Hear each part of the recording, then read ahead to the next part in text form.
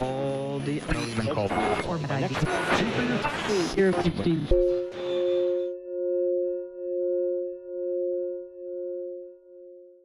Everyone I talk to recognizes it. It's not a new thing for anybody. Some people remember what it was like to be children.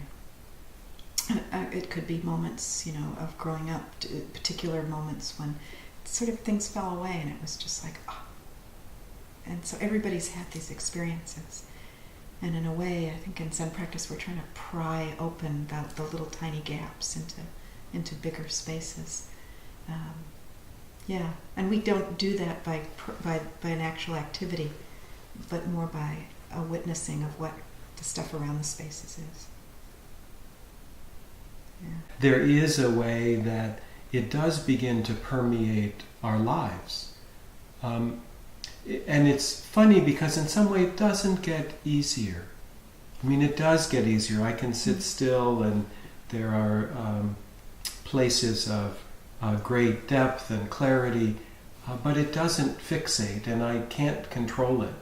It keeps coming and going, and so in some way there's this great equality, whether you're coming to Zen for the first time and just trying to sit through knees aching and back hurting, or 30 years or 50 years, we're still human beings, and we don't, this doesn't fix us. We often say this is not a self-improvement activity, because if you're in the self-improvement business, you've missed the point. So in that way, it's, we're always human, no escape. But as we begin to see that, we can perhaps find some greater ease in our life. Really see that the coming and going of happiness and sadness is not something we've done wrong, but rather is simply this is life. Today quite sunny, yesterday wind blowing and clouds. Just the weather. We're always looking at the mind that compares.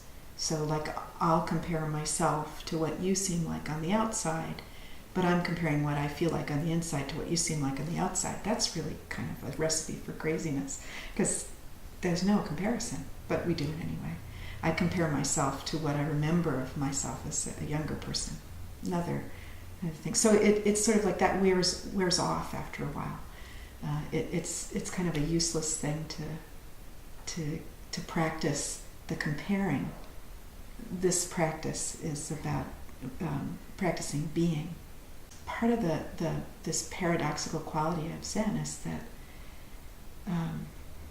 the harder we try to achieve something, the further away it gets. So what we're learning to do is to be present in every moment as best we can and recognize when we're not.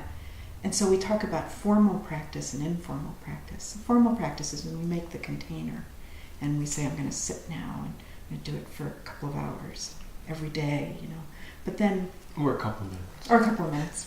But then the rest of the day is definitely informed by whatever happened during that other time.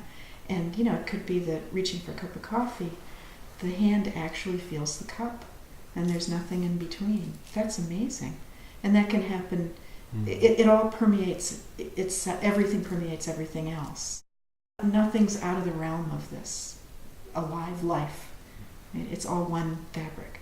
But it takes the form of having a great time with your husband, having a terrible time with your husband, sitting and being really focused on the cushion, having the mind be all over the place.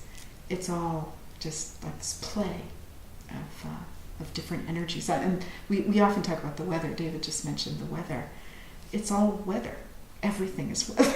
So there's the weather of the mind, there's the weather of the music, there's the weather of the relationship, there's the weather of the internal self observing itself during practice. And sometimes it rains and sometimes the sun comes out.